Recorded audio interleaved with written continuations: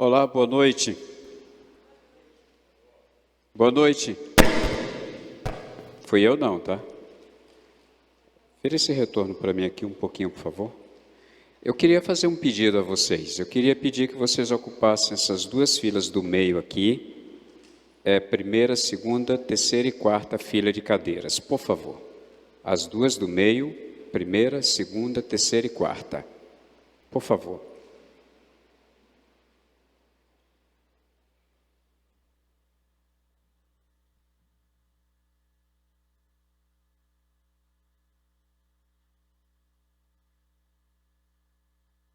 Gente, eu pedi primeira, segunda, terceira e quarta das duas filas aqui, por favor. Porque está ruim para eu me comunicar com vocês lá distante.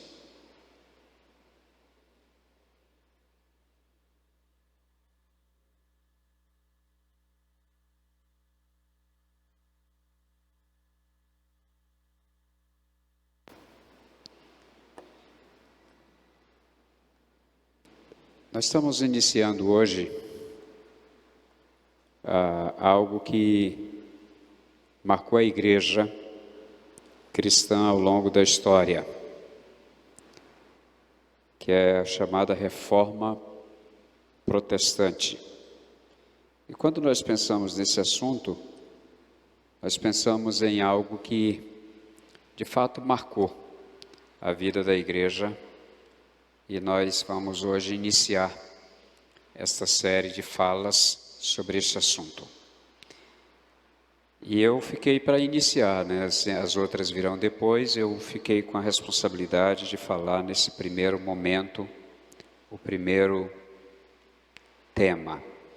Mas para iniciar, antes de entrar no primeiro tema, que é o que eu vou falar, rapidamente informando, é muito fácil você conseguir essas informações, mas deixa eu passar para vocês. A Reforma Protestante, que se deu no século XVI, que foi um movimento de protesto, podemos assim dizer, de protesto contra a Igreja Católica, ou contra alguns pontos, ou alguns comportamentos, algumas ideias e algumas práticas da Igreja Católica na época. Propondo essa reforma em relação à Igreja Católica Romana, o tradicionalismo da Igreja havia superado a autoridade da Igreja,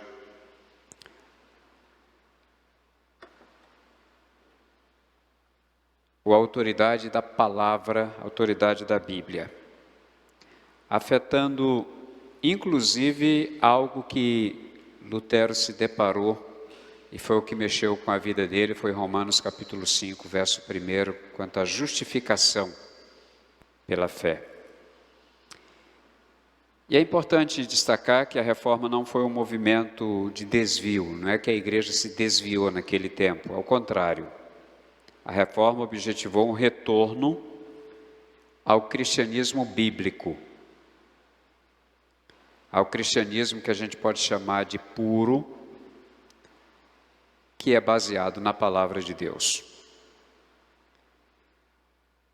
Em 1517, véspera do chamado Dia de Todos os Santos, Martinho Lutero, um antigo monge católico,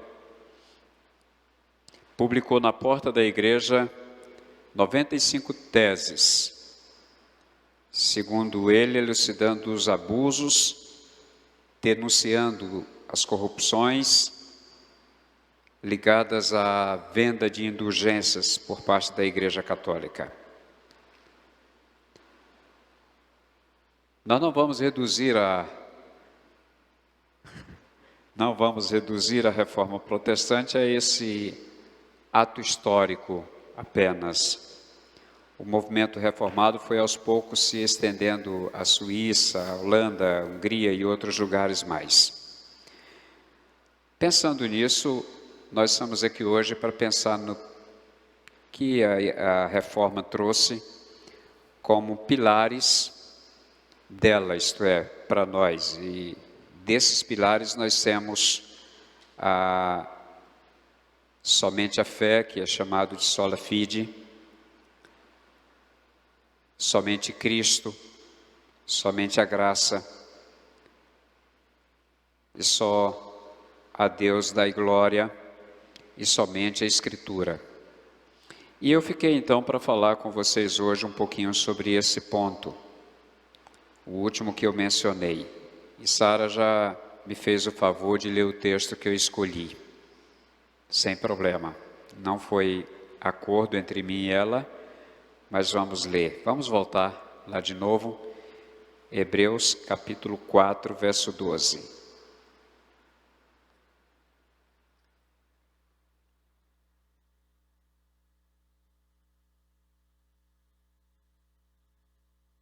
Eu fiz um pedido no grupo de vocês que trouxessem a Bíblia em papel. Eu não tenho nada contra a Bíblia no celular. Mas quantos têm a Bíblia em papel aí? Levanta a Bíblia. Ok. Antes de ler o texto, quantos de vocês já leu esse livro todo? Pelo menos uma vez. 1, 2, 3, 4. Ok. Quantos livros tem a Bíblia? Fala alto. 66. Quantos tem o Novo Testamento? Quantos tem o Velho? Não vale ficar só um respondendo. Quando eu digo não vale só um, eu estava falando contigo.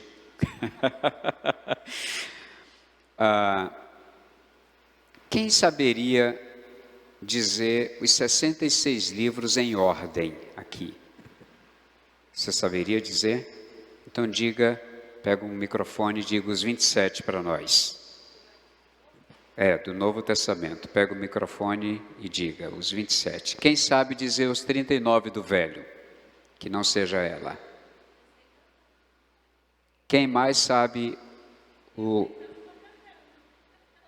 Vem lá, pode pegar o microfone e dizer os 27 do Novo. Vem, o teu é do antigo, pode vir. O meu é do novo, né? Você é do Novo. Eu tô ficando nervosa. Tá nervosa?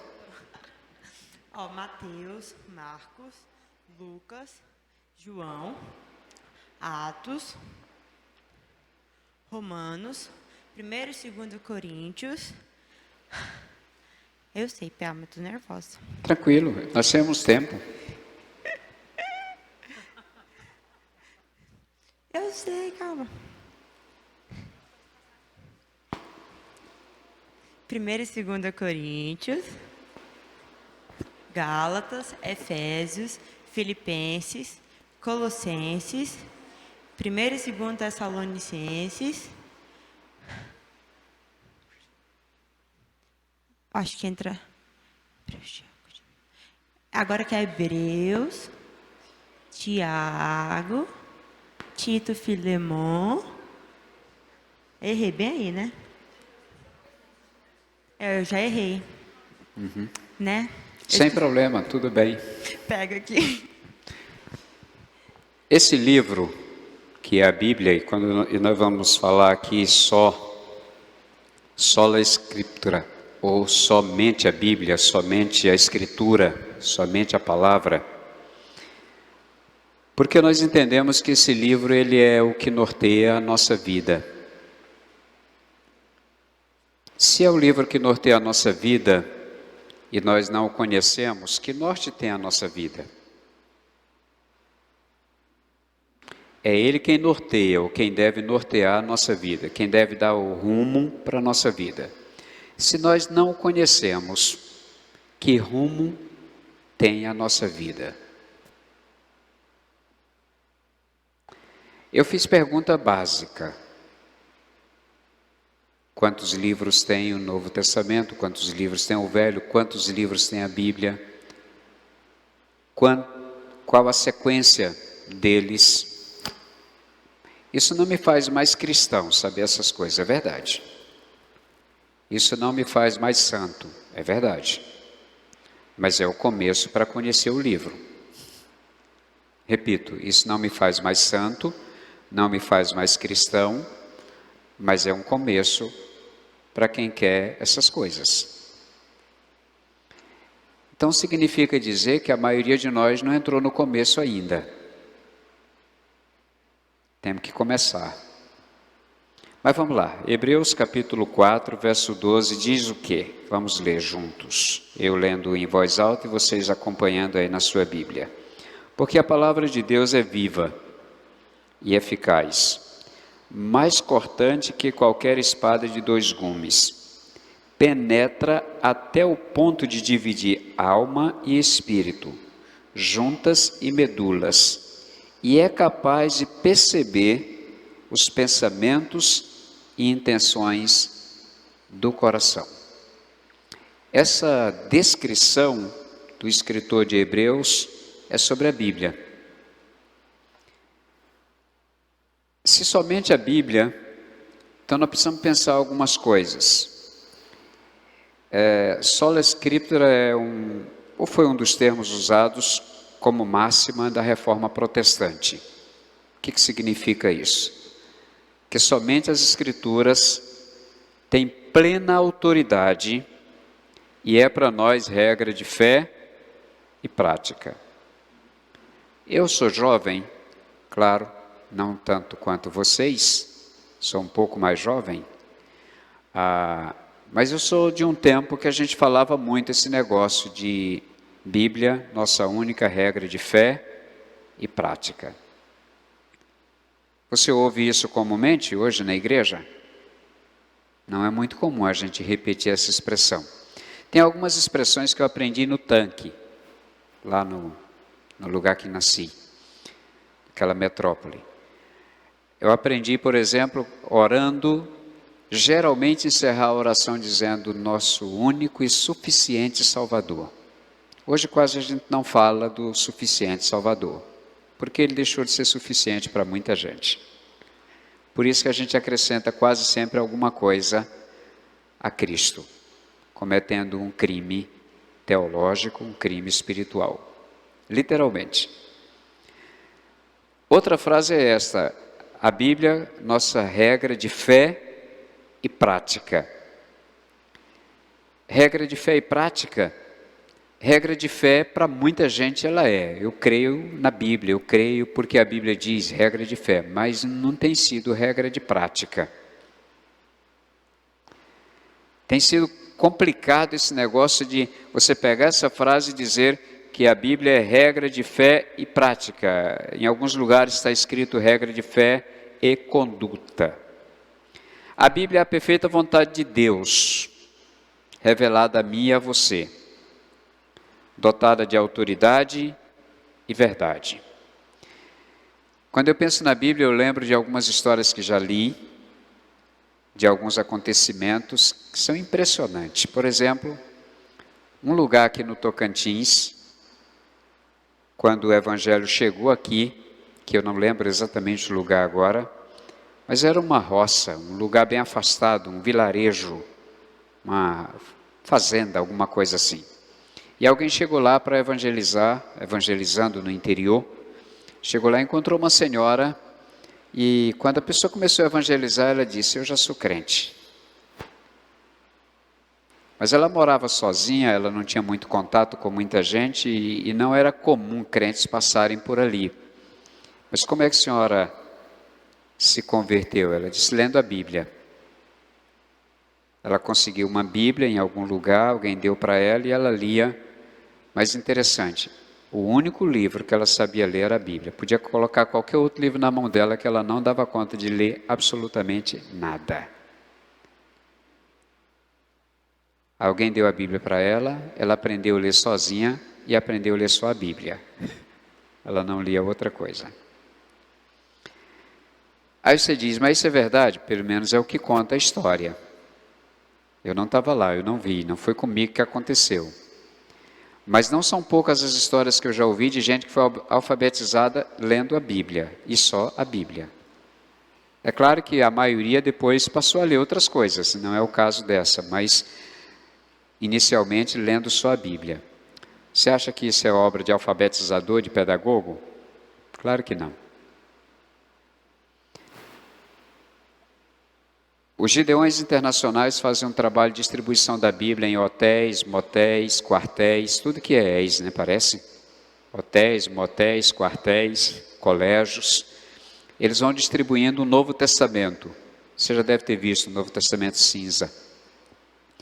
E eles distribuem. Se você for ler alguma literatura dos Gideões Internacionais, você vai ver N testemunhos de pessoas que se converteu nesses lugares. Eu ouvi o testemunho de um homem dizendo que ele saiu de casa para fazer um determinado serviço e lá ele encontrou uma mulher que ele já conhecia e ele se sentiu seduzido por ela e saiu com ela para ir para o motel. E chegando lá no motel, eles estavam lá no rala e rola, quando ele vê a Bíblia em cima da mesinha lá, do lado da cama. E ele pegou a Bíblia e começou a ler. Parou tudo, voltou para casa para pedir perdão à esposa. Bíblia. Tem histórias impressionantes do que a Bíblia faz em qualquer lugar, do que ela tem feito na vida de muita gente. Só a Bíblia, só a Escritura. Olha o que diz 2 Timóteo 3,16. Veja só, 2 Timóteo 3,16. Toda a Escritura, pode abrir a sua Bíblia, por favor. 2 Timóteo 3,16. Quando a gente fala de memorizar os livros, é porque ajuda nisso, tá? Ajuda a localizar os textos, quando a gente tem ele memorizado em ordem, facilita para localizar. E eu estou falando aqui só para enrolar enquanto vocês acham, tá? E detalhe, está gravando, né? A minha enrolação aqui, né? Acharam? Tem alguns procurando ainda. Está aí na Bíblia, pode procurar que está aí. É verdade, tá? 2 Timóteo 3, 16 e 17 diz: toda a Escritura é o quê? Inspirada por Deus e útil para o ensino, para a repreensão, para a correção, para a educação na justiça, a fim de que o homem de Deus seja o quê? Perfeito e perfeitamente habilitado para toda boa obra. Que riqueza! Que riqueza é esse livro. A sola escritura, ou somente a Bíblia, significa que a Escritura está acima da tradição. E esse foi o choque de Lutero com a Igreja Católica Romana. Porque a tradição da Igreja Católica estava mandando na Bíblia. Mas isso acontece ainda hoje. Alguns anos atrás, uns 2, 3 anos atrás, eu acho, eu vi um vídeo de um padre sendo entrevistado, eu não lembro o nome dele agora, e na entrevista falavam sobre a Bíblia, e a pessoa perguntou a ele sobre o que ele tinha a dizer sobre a Bíblia. Ele disse: a Bíblia é o livro, palavra de Deus. Disse: mas há um problema entre nós católicos e os protestantes. Os protestantes têm um problema grave com isso, ele disse. E o grave problema dos protestantes é que eles colocam a Bíblia acima da igreja. Eu disse: eu queria que esse padre tivesse razão. Porque ele disse algo como se ele estivesse nos acusando. E eu me senti o máximo, elogiado com a palavra dele. Eu só lamento que ele esteja mentindo. Porque a igreja evangélica, de um tempo para cá, ela deixou a Bíblia em segundo plano. E a igreja que determina o que ela quer ser. Assim como a igreja católica durante muito tempo, e foi a crise de Lutero, porque ele foi bater exatamente contra isso, contra a tradição da igreja, ele colocando agora a Bíblia acima da tradição da igreja, acima da própria igreja, colocando acima dos concílios da igreja que se reunia para tomar as decisões e dizer agora vai ser assim, e de qualquer outra autoridade dentro da igreja. Ou seja, é a Bíblia quem determina o que a igreja deve ser, não é a igreja que determina o que a Bíblia vai ser. E vez por outra você vê decisões que as igrejas tomam, e lamentavelmente igrejas evangélicas também, tomando decisões que vão conflitar com a Bíblia. Mas a pessoa ainda argumenta que ela está certa porque a experiência dela, ou seja, a Bíblia fica abaixo da experiência da da pessoa. Se é só a Bíblia, se é só a Escritura, ela é algumas coisas que eu gostaria de pontuar para vocês. Por exemplo, eu ouvi outro dia um pastor dizendo que não é exatamente assim o que eu vou dizer agora. Por exemplo, a Bíblia é inerrante, isto é, não tem erros na Bíblia. E esse pastor defendia que não é exatamente assim, há controvérsias. O que ele está dizendo? Tem erros na Bíblia. E eu creio, nós cremos que a Bíblia ela é inerrante, não tem erros nela não. Você não encontra erros na Bíblia. Você pode ter dificuldade para compreender. Precisa ler mais, precisa estudar mais, precisa aprofundar na leitura. Você não vai encontrar erros nela não. A Escritura é suficiente para nós. Ela é suficiente? É. Então eu não preciso de profecias extras. Entende isso? Eu não preciso de profecias extras para completar a Bíblia. Deus pode falar por profecias? Claro que pode. Ele pode falar do jeito que Ele quiser, onde Ele quiser, como Ele quiser, a hora que Ele quiser. Só que a profecia que é confiável é a que está na Bíblia. O resto é perigoso. Porque a Bíblia é suficiente. Você quer saber sobre casamento? Tem a orientação perfeita na Bíblia.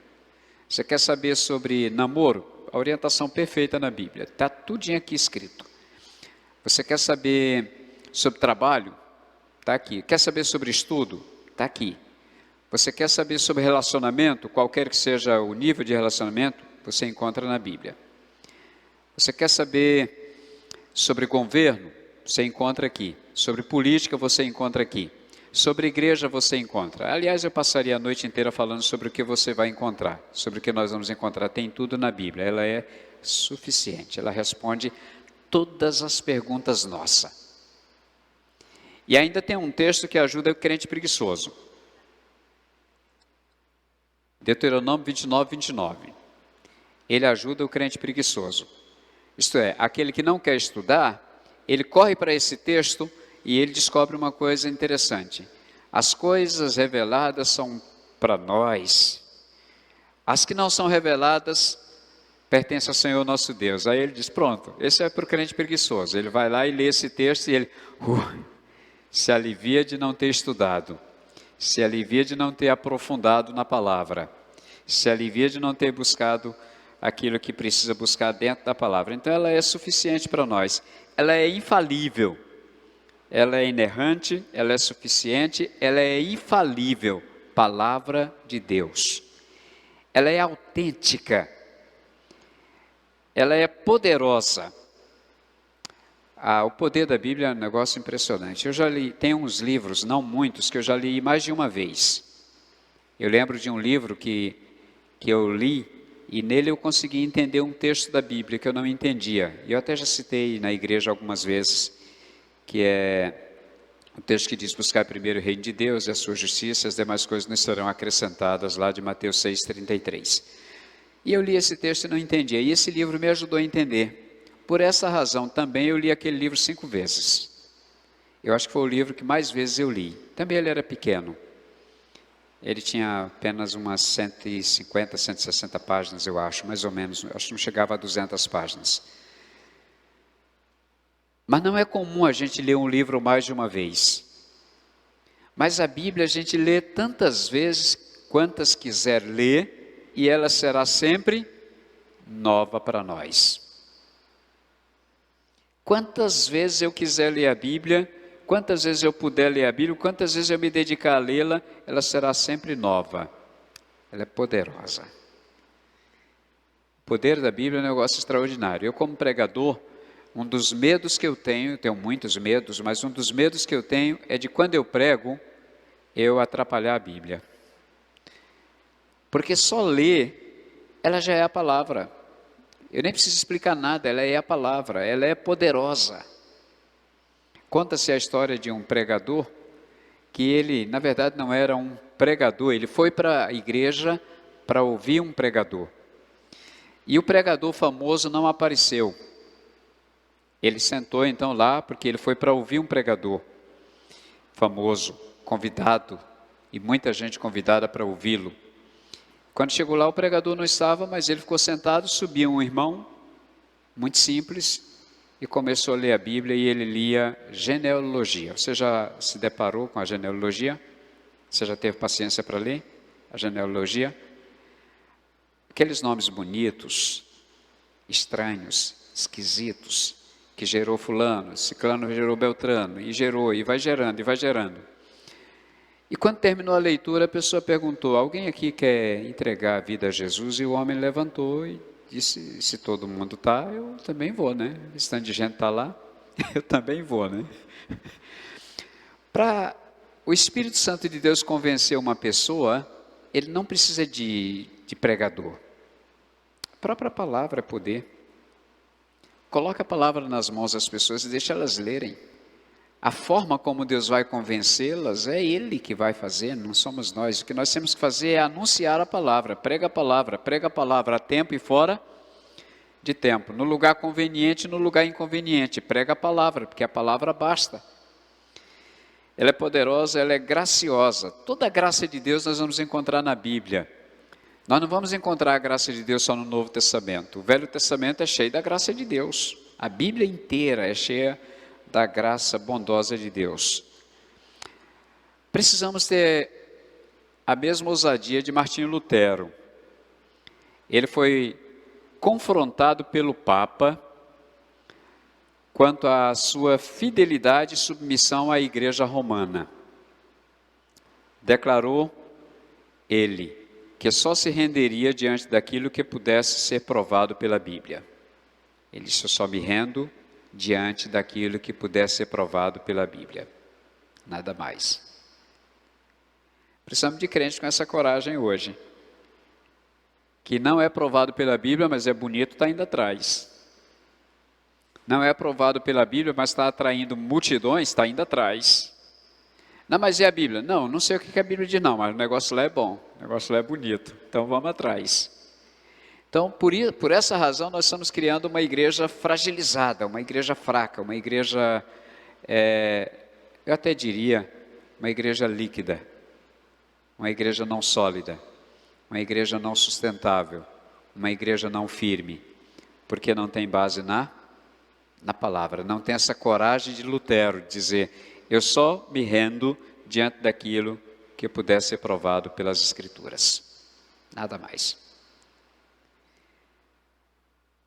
Em outras palavras, o conceito de só a Escritura ou sola Escritura é fundamental para a construção de toda a teologia bíblica, tudo aquilo que nós entendemos como palavra de Deus, como Bíblia Sagrada.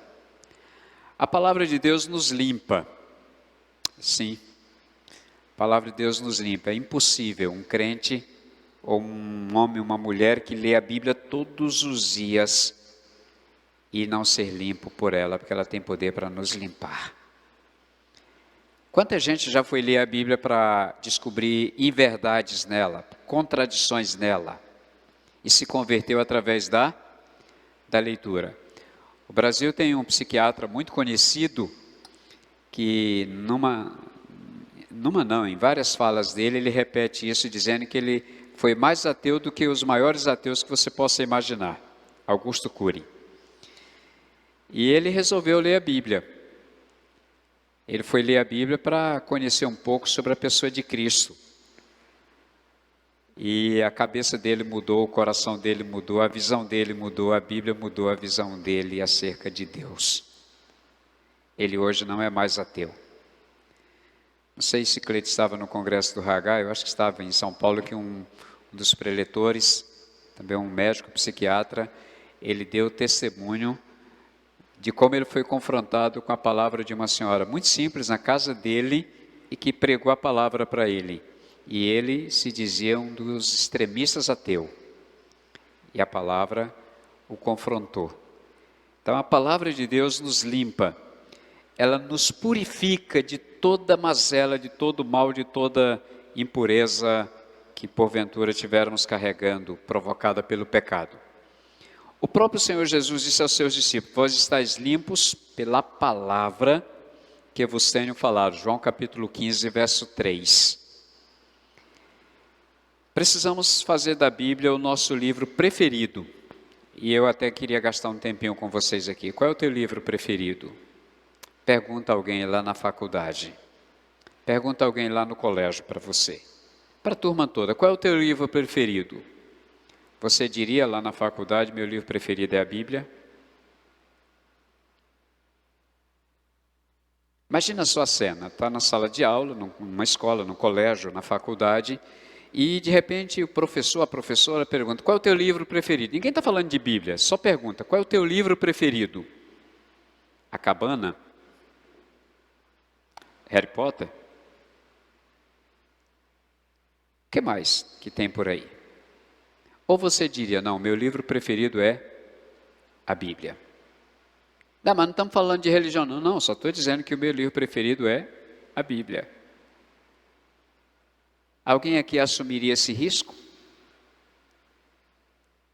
Alguém aqui diria isso prazerosamente? Esse livro é o meu livro de cabeceira?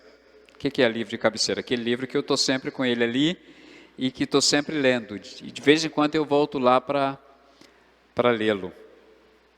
Eu não vou perguntar, não vou pedir para você levantar a mão se você se exporia a esse ponto lá na sala. Mas eu queria provocar vocês a pensar sobre isso. Considerando que nós somos crentes, né?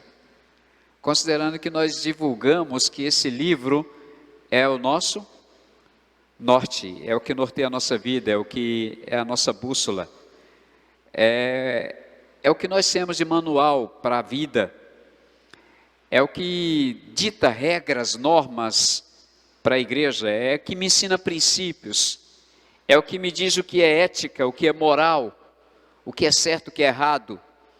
Aí nós dizemos isso, mas dificilmente vamos assumir em algum lugar que esse é para nós o livro preferido nosso. Precisamos fazer da Bíblia o nosso livro preferido. Precisamos fazer desse livro a nossa leitura constante. O nosso livro, como falei, livro de cabeceira. As páginas que mais folheamos devem ser as páginas da Bíblia, mais do que qualquer outro livro, mesmo os livros textos da faculdade, do curso que você faz. Mas pode ser também o melhor aplicativo do nosso celular. Quando eu pedi para você trazer o livro de papel, é porque a maioria de nós já não conduz mais, até porque nós temos a Bíblia no celular. Mas eu quis provocar vocês para dizer que a maioria de nós não conduz a Bíblia em papel, não é porque tem o aplicativo no celular, não, é porque tem vergonha de andar com a Bíblia na rua.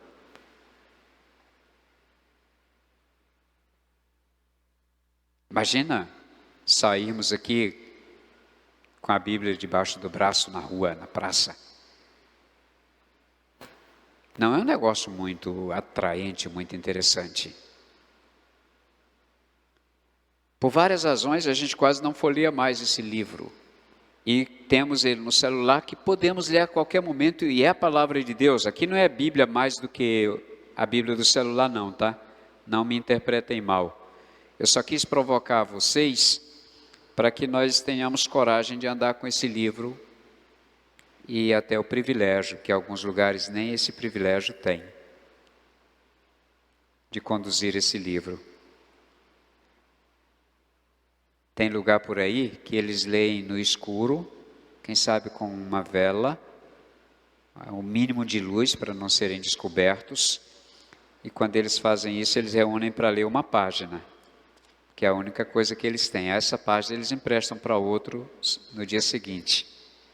E eles vão trocando páginas emprestadas, porque não tem a Bíblia completa para eles lerem. Eu tenho pelo menos 12 ou 15 exemplares da Bíblia. Eu digo isso porque eu gosto de ler de vez em quando a Bíblia e gosto de ler várias traduções. Mas ao mesmo tempo eu me sinto até envergonhado disso, sabia? Saber que tem gente que não tem nenhuma em alguns lugares e eu tenho tantas em casa e leio tão pouco às vezes. Sola Escritura, somente a Escritura. Precisamos ter esse livro como algo diferente. O aplicativo que mais acessamos e a leitura que mais amamos. Conhecendo a Escritura, a própria Bíblia diz que o povo de Deus padece por falta de conhecimento.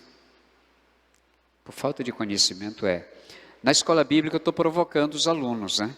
Quem está vindo, eu estou provocando isso. Nós estamos tendo alguns choques lá de realidade. Um deles é o que eu tentei fazer aqui hoje à noite.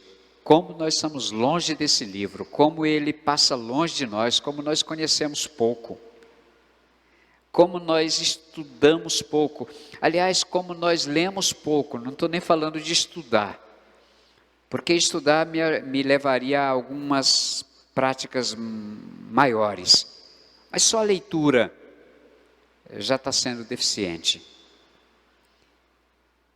Conhecendo a Escritura, você terá experiências novas e desafiadoras que você jamais imaginou ter. Vai ter experiência que você antes dizia não acreditar. E você vai passar a tê-las se você passar a conhecer a Escritura.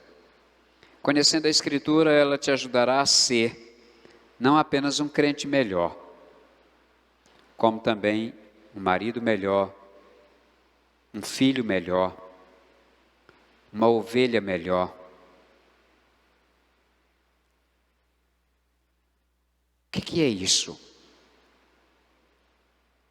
Nós somos tão desobedientes e a Bíblia nos manda obedecer e nós temos tanta dificuldade e a Bíblia nos ensina, mas se nós conhecermos a Bíblia, ela vai nos tornar cidadãos melhores, a política seria melhor.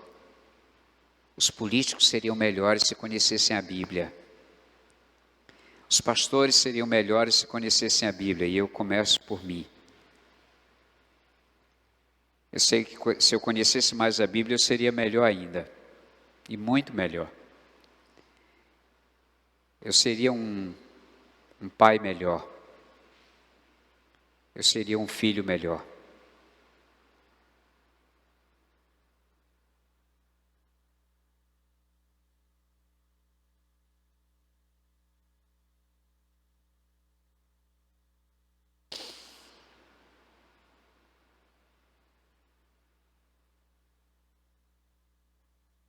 A falta de Bíblia tem causado problemas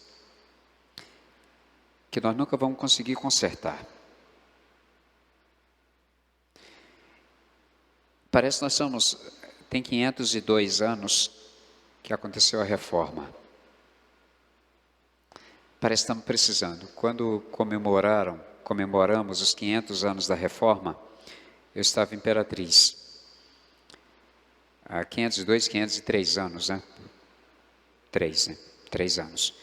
Eu estava em Imperatriz quando comemoramos os 500 anos e eu fui convidado para ir numa cidade vizinha participar de um encontro na Câmara Municipal e vários pastores estavam lá e deram a palavra para cada um e eu lembro que naquele dia eu disse, olha, nós estamos comemorando, mas eu não sei muito se a gente tem muito o que comemorar não. Eu acho que nós estamos precisando de uma nova reforma. Ou repetir a reforma, porque na verdade a igreja está tão longe da Bíblia nesse tempo, e que eu falei de algumas coisas que foram confrontadas por Lutero para a Igreja Católica na época, e essa confrontação precisa ter para a igreja evangélica hoje, confrontar com a Bíblia. Eu falei outro dia aqui de um cidadão chamado Pastor, que entrevistado, salvo engano, parece que pelo Lázaro Ramos, e ele falando sobre Deus, cara, fala de Deus para mim, e ele foi então responder, e ele respondeu com tanto vácuo, com tanta coisa vazia, que não parecia ser um homem chamado pastor falando de Deus, porque para mim ele transmitiu uma ideia de que Deus não existe, ou no mínimo Deus é um traíra, é um equivocado, é um lunático. Foi a ideia que ele transmitiu para mim, da visão que ele tem de Deus.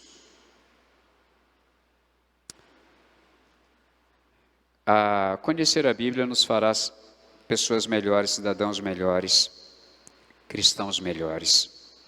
A garantia disso é a própria Bíblia. O texto que nós lemos no início diz: pois a palavra de Deus é viva. Viva? Sim, é viva. Eu já falei de algumas experiências que pessoas tiveram com ela, que só pode acontecer se for com uma palavra viva. Eficaz. Ela não é apenas eficiente, ela é eficaz. Ela tem uma eficácia tremenda de tratar conosco, com cada um de nós. E ela é mais afiada que qualquer espada de dois gumes. Qualquer espada de dois gumes, bem afiada, perde para a Bíblia, de tão afiada que ela é. Ela penetra ao ponto de dividir alma e espírito, juntas e medulas, e julga os pensamentos e intenções do coração. Esse é o livro que nós temos, que nós pouco usamos, precisamos usar mais. Leia a sua Bíblia. Tenha a sua Bíblia, esse livro, como manual, e nós não precisamos nada mais do que o que nele está contido. O que tem nele basta para nós, é bastante. É bastante.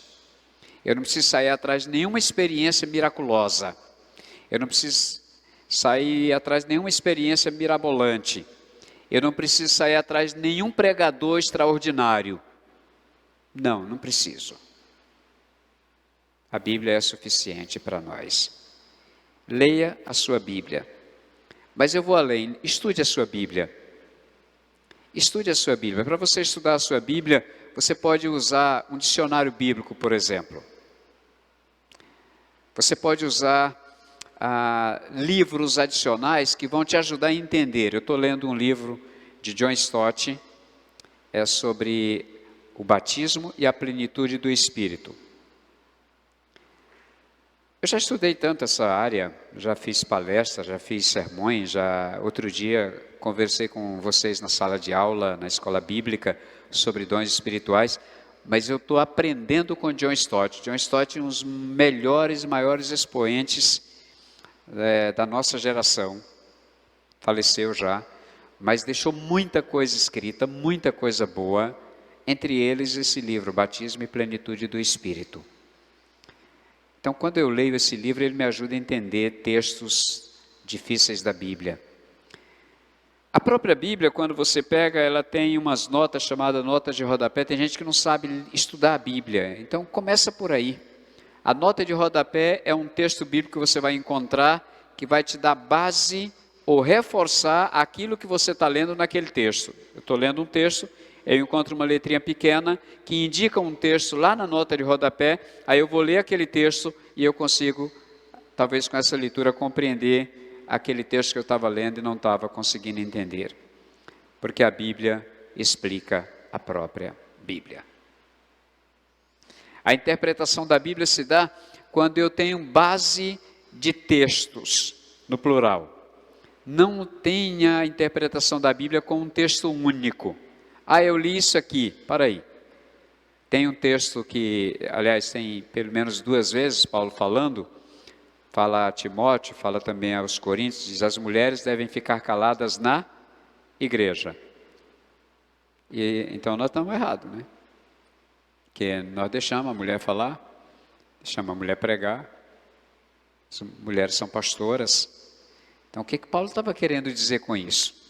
Eu pegar esses 2 textos isoladamente, não entender o contexto em que ele foi escrito, me leva a uma interpretação correta? Não. Posso pegar o texto e fazer uma interpretação errada dele. E depois dizer o que a Bíblia não diz. Um cara que aparece aí na internet dizendo que era pastor, e ele estava tendo vida sexual com as membros da igreja, porque dizia ele que a Bíblia mandava ele fazer isso, né? E aí ele leu um texto lá, que o próprio repórter que está entrevistando ele disse: mas não tem uma vírgula aqui? A ausência da vírgula na leitura faz toda a diferença no texto também, ou pode fazer toda a diferença. Leia com cuidado, leia corretamente. Leia livros que adicionem ou ajudam na interpretação do texto. Use dicionário bíblico, também vai ajudar. Use comentários da Bíblia. Mas deixa eu abrir um parêntese e dizer, a Bíblia é autoridade por si só. Cuidado com Bíblia de estudo. Por quê? Porque elas são perigosas. Muito perigosas. Se você for preguiçoso de estudo da Bíblia, ela é um problema, ela é um risco. Porque a Bíblia de estudo, o conteúdo da Bíblia é perfeito, mas os comentários, eles podem ser tendenciosos. Então, cuidado quando você pegar. Muitas vezes perguntam, pastor, qual é a melhor Bíblia de estudo? A melhor Bíblia de estudo é você se dedicar a estudar a Bíblia. A melhor Bíblia de estudo é você se dedicar a estudar a Bíblia. Porque quando você pega, tem um material prontinho, você lê o comentário e diz, perfeito, é esse aqui mesmo. Não confie só isso não, estude um pouquinho mais. Vai um pouquinho mais avante. Ou seja, leia a sua Bíblia, ame a sua Bíblia. Ame a sua Bíblia. Pregue a sua Bíblia. Memorize a sua Bíblia. Não dá para memorizar toda? Memorize partes dela. De repente vai chegar um momento que você vai precisar usar e ela pode não estar na sua mão, o celular pode não estar à disposição e você pode usar o texto que você memorizou. E ele pode fazer diferença. Vai que alguém te prende e diz, cita um texto da Bíblia aí para mim, aí eu te libero. Como é que foi contigo? Vocês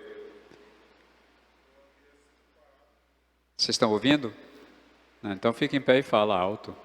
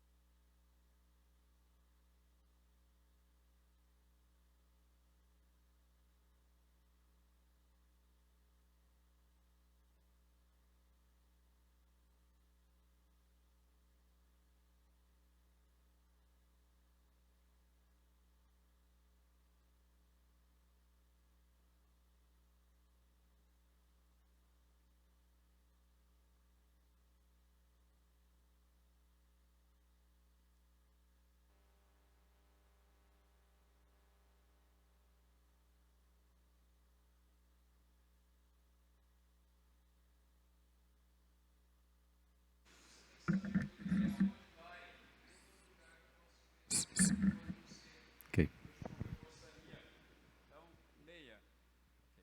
Obrigado. Então leia a Bíblia, ame a Bíblia, pregue a Bíblia, memorize a Bíblia e tenha a Bíblia em todos os seus equipamentos de mídia.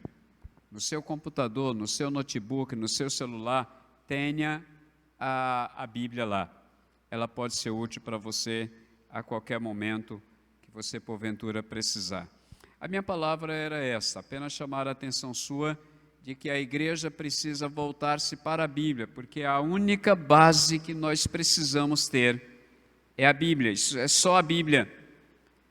Não confie em toda experiência que você ouvir de alguém. Eu tive uma experiência com Deus, e a Bíblia diz o quê? Não sei, se a Bíblia não confirma, duvide. Se a Bíblia não corrobora, duvide. Ah, mas a experiência foi com Deus. Pode ser com o diabo e o diabo se transforma em anjo de luz. Então, se nós adotarmos o pilar da reforma, sola escritura, sola Bíblia, sola palavra, então nós vamos dizer que é a Bíblia quem manda na igreja. Não é a minha experiência, não é o meu achismo.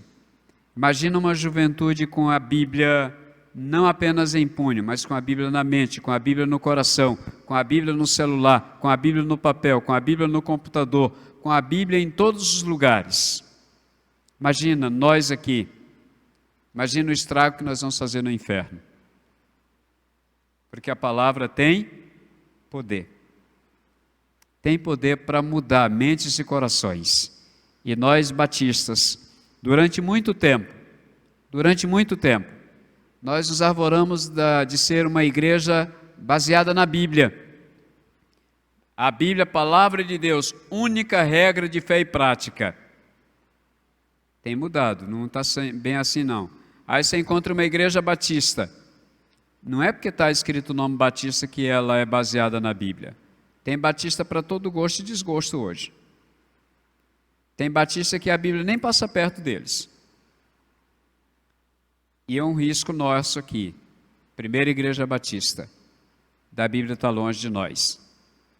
Depende do conhecimento que eu e você tivermos. Se nós de fato estamos nos debruçando para ler e para estudar a Bíblia como palavra de Deus. Amém? Muito obrigado. Quem vai continuar aqui? Posso cantar? Não? Que é isso, gente? Alguma informação? Muito obrigado. Amanhã às 8 horas da madrugada, nós nos encontraremos aqui para estudar a Bíblia. O assunto que nós vamos estudar depois, coloca lá o banner, nós vamos estudar sobre santidade. Eu fiz a primeira parte, deveria ter continuado no domingo passado, mas eu não estava aqui. Então, amanhã nós vamos continuar a segunda parte da nossa conversa sobre santidade. Foi um dos temas que vocês sugeriram para a gente estudar. Nos encontraremos aqui. Vamos em pé orar ao Senhor?